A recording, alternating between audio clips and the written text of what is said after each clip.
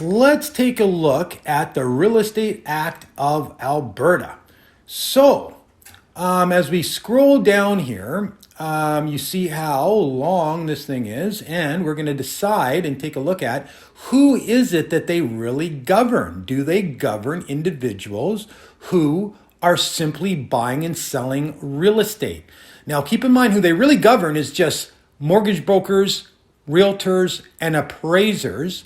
And we're going to show you exactly the section here, and we're coming up to it. Application to 2.1 here. This act, as it relates to trading in real estate, does not apply to, and they list some individuals here, but probably the biggest one here to look at is a person who acquires real estate or any interest in real estate, or who disposes of real estate owned by that person or in which the person has substantial interest.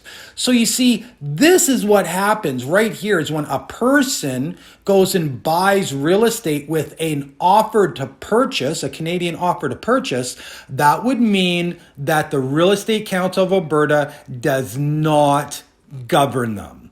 So that's pretty straightforward. This act, as it relates to trading in real estate, does not apply to a person. And that's because it only applies to mortgage brokers, realtors, and appraisers. And that's straight from the Real Estate Act of Alberta. You guys have a great day. We'll continue on here. Here we are at a very slanderous article that the Calgary Herald put out. And it says here from Brian Labby. Brian Labby was the reporter. And it says here, Calgary's Derek Johnson fined for posing as a realtor. Now, guys, now that we've looked at the Real Estate Act of Alberta, seeing that they do not govern just people buying and selling real estate, they only govern realtors, mortgage brokers, and appraisers. This heading is very inaccurate and very slanderous because posing as a realtor, how would you do that? Well, the only way to pose as a realtor is to, I guess, approach a seller and tell them that you're going to list their home on the MLS system. Because the only way to pose as a realtor is to try and get somebody to sign an MLS listing contract. If you're asking them to sign an offer to purchase, a Canadian offer to purchase, you are definitely not posing as a realtor. You would be just acting as a person investing in real estate. Okay, so that is a very, very slanderous headline. Now, if we go down here a little bit further, it says here that he was fined.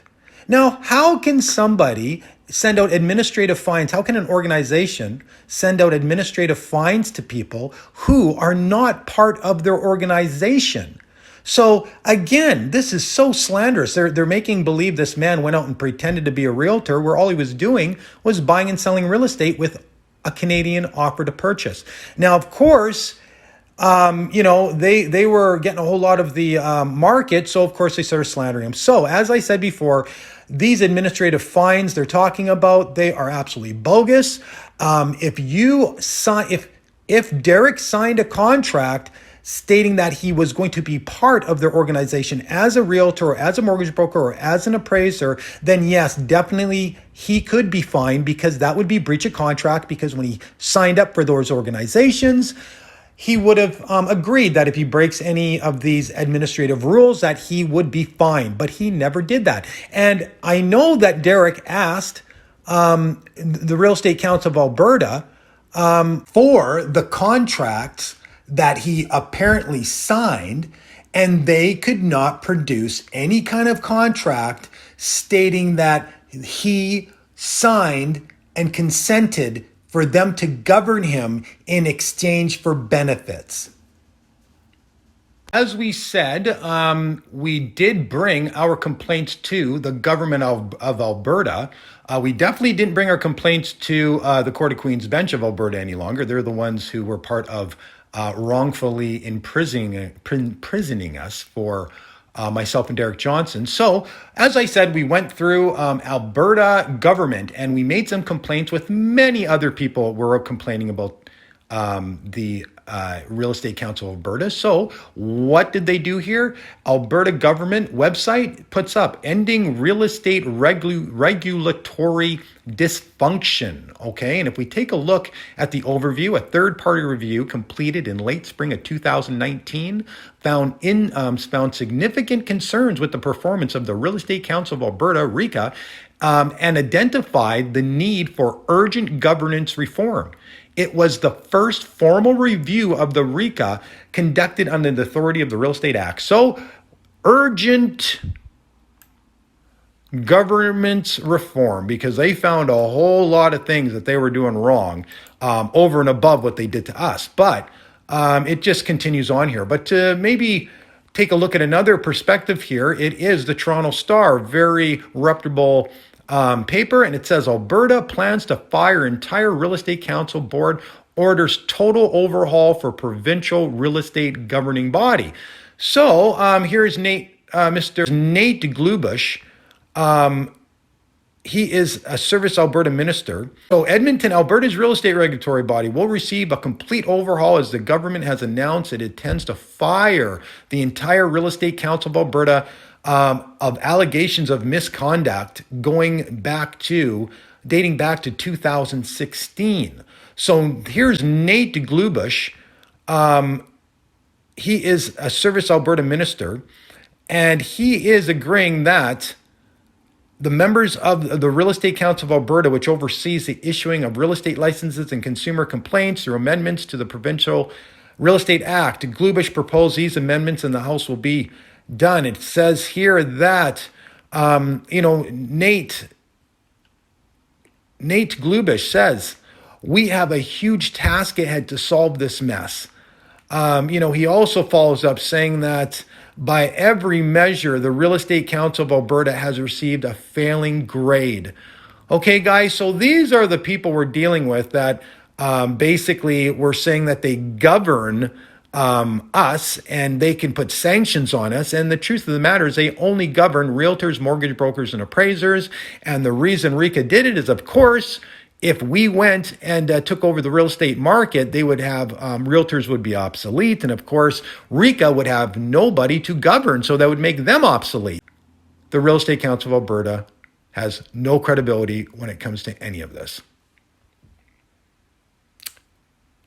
Why do the judges act the way they do? Why do the lawyers act the way they do? Most people, once we give them this information, it goes, oh, that makes sense now. The Court of Queen's Bench sells judgments and debt on the world market because they're interacting with your person as your chief executive officer status. They're selling judgments. What does that mean? The world market buys judgments. Well, what do they do with it after? Well, that's what the world markets are for. They actually sell judgments to the world market. It's been around forever.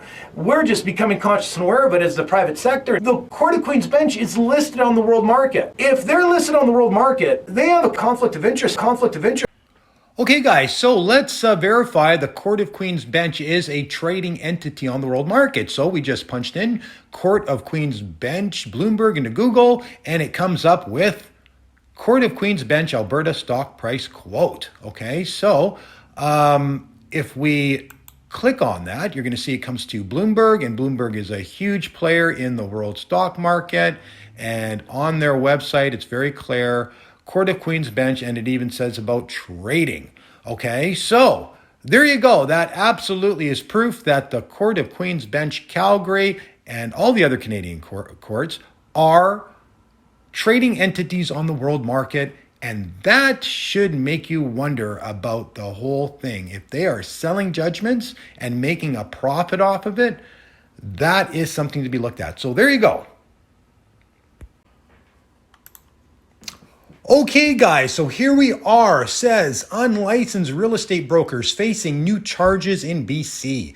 Now, guys, 2 unlicensed real estate brokers, this is very, very slanderous, because what they're really saying, what that equates to, are 2 Canadian businessmen using Canadian offer to purchases to buy and sell real estate, which there's nothing wrong with that, obviously. But as we go a little further down here, and it says here, previously served jail time, which now we know that Derek Johnson and myself, Kevin Kumar, was wrongfully imprisoned, as we already covered that. So, due to civil contempt of court. So it has nothing to do with fraud. But anyways, here it says that Derek Johnson and Kevin Kumar are each charged with 2 counts of fraud over $5,000. Well, let me tell you something. As we go further down this thing and take a look at it, there's a whole lot wrong with this article. So, for example, they basically called it creative real estate or creative financing, in which their goal was to find people who were selling their homes privately and connect them with buyers that could not qualify for conventional mortgages. And then they would use investors that would facilitate a transaction. This is what Mrs. Cohen said, the one who brought the charges against Derek and myself. Well, that statement she just made is absolutely true. And what's wrong with that, the statement? Of course, that's what businessmen do that are buying and selling real estate. They facilitate transactions in that way. So now, guys, if we go up here again, they stop it saying, yes, Kevin Kumar was charged for fraud, but they forget to mention that Kevin Kumar was found innocent at the preliminary trials. So before you go into any trial from a Court of Queens, from the Canadian courts, what happens is that they do a pre-trial to see if they have enough evidence to go to a trial. So we went to pre-trial, and guess what? And I'm going to show you here right now. Here is the paperwork that states very clearly, I was found innocent from the British Columbia Law Courts, Kelowna, Supreme Criminal Court Registry. It says here that versus Kevin Anthony Kumar, says here, please be advised that I am directing a stay of proceedings with respect to the above noted matter. If you have any questions or concerns, please do not hesitate to contact me. So it says here, stay. In the legal terms, that means that we don't have enough evidence to say that this man is guilty. So at the preliminary trials, after the preliminary trials, this is what was sent out. I was found innocent. They stayed it because of lack of evidence, because it was not true. There was no evidence that I did anything wrong or fraudulent and collected money through deceit. Okay, that says a lot there. Thanks.